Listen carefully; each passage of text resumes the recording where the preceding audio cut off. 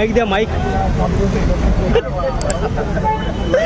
चालतं काही अडचण नाही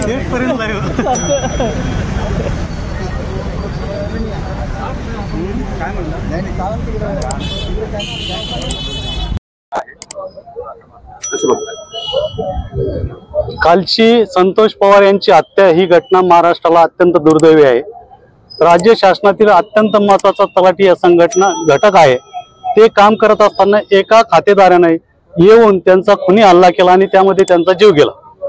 खऱ्या अर्थानं त्यांच्याकडे कुठलेही काम प्रलंबित नसताना त्यांचा हल्ला झाला आणि खून केला गेला। यासाठी संपूर्ण राज्यातील महसूल यंत्रणा आणि राज्य सरकारी कर्मचारी हादरून गेलेले आहेत। ही घटना अत्यंत दुर्दैवी आहे।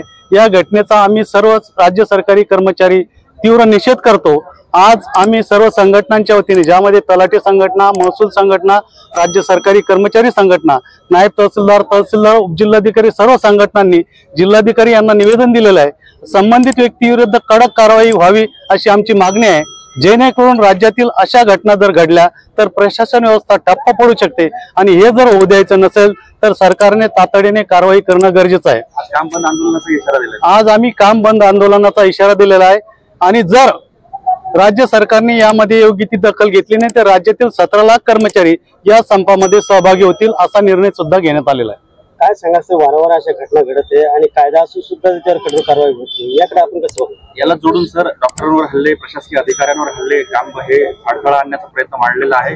काय तुमचं? ज्या पद्धतीने कलम 353 लागू करण्यात आलेला होता आणि त्यावर जी कडक कारवाई करण्यात आली नॉन बेलेबल, तर तो जो शिथिल केला त्याला आमचा तीव्र विरोध आहे आणि त्यामुळेच राज्यातील जनतेचं धैर्य वाढत आहे। यासाठी सरकारने तो नॉन बेलेबल ऑफेन्स करावा यासाठी सर्व संघटना लढत आहे। सरकारने जर राज्यातील प्रशासन व्यवस्था योग्य ठेवायची असेल तर सरकारी कर्मचाऱ्यांना संरक्षण देणे, योग्य ती दखल घेणं आवश्यक आहे आणि जर सरकारला खऱ्या अर्थाने जनतेची सेवा करायची असेल तर सरकारी कर्मचारी सुरक्षित असणे आवश्यक आहे।